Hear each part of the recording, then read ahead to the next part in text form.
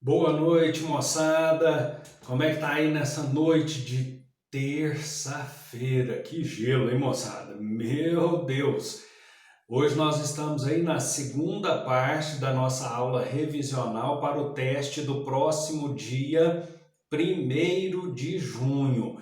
Peço a vocês, eu sei que nem todos os colegas acessam as aulas, peça para que eles acessem e assistam. Elas são fundamentais para conseguir desenvolver o nosso trabalho desenvolvido na modalidade teste na próxima segunda-feira, dia 1º de junho. Não pode perder o trabalho. Por quê? Caso perca o trabalho, gente, tem que entrar com pedido de segunda chamada. A atividade não é a mesma que já foi aplicada e ela não conta com o benefício dessas aulas de revisão que nós estamos fazendo. Então, peço os colegas para assistirem e peça para estarem atentos, que dia 1º tem trabalho. As questões são de múltipla escolha, são 5 questões de múltipla escolha, 3 delas versando sobre direito empresarial e outras 2 questões sobre direito tributário. Vou fazer um bate-bola com vocês rapidinho aqui sobre a questão de direito tributário e estou disponibilizando para vocês aí nos anexos do conteúdo, dentro do portal da instituição, uma apostila com questões comentadas de direito tributário.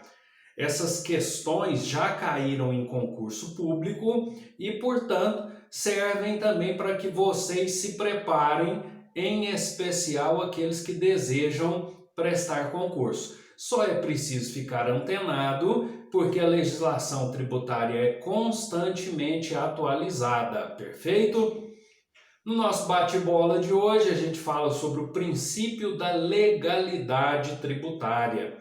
Esse princípio, gente, está previsto no artigo 150, inciso 1º da nossa Constituição Federal, a Carta Cidadã de 1988, a primeira Constituição da retomada da democracia no país.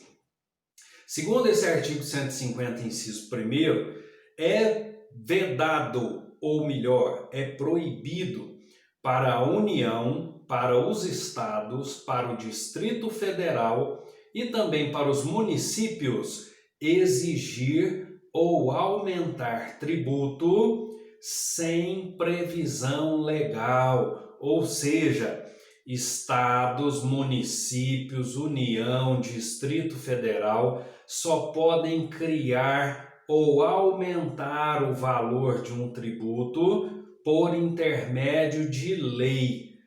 Caso não ocorra desta forma, a majoração ou a criação do referido tributo será considerada inconstitucional. E essa lei é lei em sentido estrito. O que é isso? Aquela que obedece todos os critérios formais e materiais. Ela precisa ser elaborada pelo poder competente, observando, é lógico, os critérios de legitimidade que constam tanto da Constituição Federal quanto do Código Tributário Nacional e das legislações regulamentares acessórias. Em regra, se utiliza lei ordinária.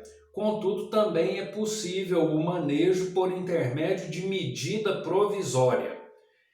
Contudo, há casos em que a Constituição Federal é bem específica e ela vai exigir uma lei complementar. Essa lei complementar vai ser exigida, por exemplo, naqueles casos em que o tributo for o empréstimo compulsório. Vocês se lembram que nós falamos nisso logo no iniciozinho da pandemia? Empréstimo compulsório é aquele que é obrigatório, você não tem a faculdade de escolher se empresta ou não esse dinheiro para o governo. O governo, em tese, tem que devolver. Bom, se devolve ou não, aí é outra história, nós não vamos nem entrar nesse mérito. Mas pela legislação, o empréstimo compulsório é um empréstimo que você faz ao governo querendo ou não, e depois de exaurido o prazo, o governo tem que te restituir esses valores. Para instituir o empréstimo compulsório, a ferramenta adequada, a ferramenta a ser utilizada será a lei complementar. Alguns tributos são exceções ao princípio que nós estamos comentando aqui, o princípio da legalidade tributária. O que significa isso? Bom, significa dizer que não será apenas por intermédio de lei que nós vamos ver a alteração na dinâmica tributária. Quais são essas exceções? A primeira exceção é a alteração das alíquotas de imposto de importação, imposto de exportação, imposto sobre produtos industrializados e o IOF. Pode ser feito por decreto. Definição, redução e restabelecimento das alíquotas do imposto de circulação de mercadorias e serviços incidentes sobre combustíveis e lubrificantes. Outra exceção é a redução e restabelecimento da alíquota da CID, que vai incidir na importação ou na comercialização de petróleo, gás natural e álcool combustíveis. Mas, em regra, predomina dentro do nosso ordenamento jurídico a dinâmica do princípio da legalidade tributária, ou seja, instituir, criar ou majorar tributo só por intermédio de lei, como regra, por lei ordinária, em casos específicos em que a lei assim prevê, por lei complementar, e nas exceções que também têm que estar previstas no nosso ordenamento jurídico, pode ser feito também por intermédio de decreto. Dando continuidade aos assuntos relevantes aí para o nosso teste do próximo dia 1º, eu quero comentar aqui com vocês a oportunidade legal existente para que os municípios, caso façam a opção permitida pela Constituição Federal, podem cobrar e fiscalizar um imposto que pertence à competência impositiva de outro ente tributante. Vocês se lembram que nós conversamos sobre a questão da competência tributária já? Que nós temos competência da União, competência do município, competência dos estados? Pois é, nós temos um imposto em que, caso o município faça a opção que a Constituição Federal lhe permite, ele poderá ficar com a totalidade do produto da arrecadação, ou seja, ele fica com esse imposto. Qual é o tributo? Qual é essa opção que a Constituição Federal dá ao município para cobrar e fiscalizar um imposto que não é da sua competência? Por competência impositiva, ele pertence a outro tributante. Esse imposto é o Imposto sobre Propriedade Territorial Rural. Qual que é a sigla? ITR. Então, naqueles casos em que os municípios exercerem a faculdade constitucional e optarem por cobrar e fiscalizar o Imposto sobre Propriedade Territorial Rural, eles vão ficar com a totalidade do produto dessa arrecadação. Anotaram aí? Muito importante essa. Onde que está a previsão para isso? A previsão consta do artigo 158, inciso 2 da Constituição Federal. De quem que é a competência originária lá do ITR? Da União. Isso, da União Federal. Muito bem, você que respondeu aí. De acordo com a legislação tributária brasileira, também é importante nós lembrarmos que a legislação tributária vai se aplicar a ato ou fato pretérito, ainda não definitivamente julgado, quando deixe de defini-lo como infração. Onde é que está isso, gente? O Código Tributário Nacional, em seu artigo 106, inciso 2, estabelece que a lei tributária aplica-se a ato ou fato pretérito, portanto, um fato passado, quando lhe comina, ou seja, impõe para ele uma punição menos severa que a lei prevista, que a lei vigente no tempo da prática.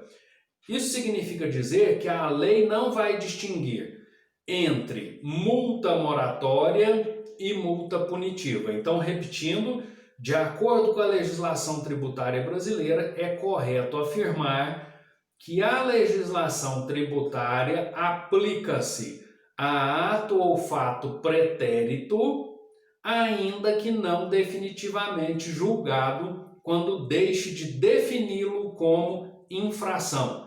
Perfeito? Fiquem atentos então, moçada, é muito importante assistir essas aulas, a aula de ontem e a aula de hoje, terça-feira, porque o conteúdo base das questões que estão sendo trabalhadas no teste da próxima segunda-feira, dia 1º de junho, estão nessas aulas. Você vai estar com as aulas disponíveis, pode assistir quantas vezes quiser, pode fazer o seu trabalho acompanhando com as aulas. Por quê? Porque o trabalho é de livre consulta. Contanto, fique atento na hora de responder. As questões de múltipla escolha não comportam recurso razoável, porque essas questões já caíram em concursos públicos. O entendimento a respeito dessas respostas já está sacramentado. Então acompanhe com fidelidade, siga com fidelidade aquilo que está no conteúdo das aulas. É estudar, assistir às aulas e fazer o nosso trabalho, a nossa atividade dentro do prazo previsto, que, repito uma vez mais, é segunda-feira, dia 1º, e vai estar disponível para vocês a partir das 19 horas. Vocês vão ter 1 hora e 40 minutos para poder fazer o teste a partir do momento em que ele se iniciar. E ele vai estar disponível até as 22 horas e 30 minutos. Tá? Depois disso, automaticamente será suspensa a oportunidade de você fazer o teste e você vai ter que requerer em segunda chamada. Então você pode começar tanto às 19 horas, como pode começar também às 20 horas e 50 minutos. Às 22h30, quem não tiver terminado o teste ainda, ele se encerra automaticamente e as respostas são enviadas do jeito que estiver. Perfeito? Aproveita a oportunidade para se dar bem, para fazer um pezinho de meia e já ir acumulando nota para a avaliação de segunda etapa. Logo, logo a gente traz para vocês as regras de como vai ser feita essa avaliação. Infelizmente, contrário ao que nós esperávamos, nós ainda não retornamos para a sala de aula e parece que isso não vai acontecer antes de nós desenvolvermos a avaliação da segunda etapa. Quem sabe para a terceira, né, gente? Com um pouquinho de sorte. Para ser sincero, o professor aqui já está com bastante saudade de sala de aula. Esse ambiente virtual que traz algumas facilidades, ele traz também muitos desafios e requer um perfil de profissional diferente. Mas já que estamos aí enfrentando toda essa dificuldade, toda essa turbulência que está sendo imposta pela pandemia, vamos mostrar que somos todos fortes e superarmos juntos mais esse momento, tá bem? Fiquem todos com Deus e até o nosso teste na próxima segunda-feira. Não percam!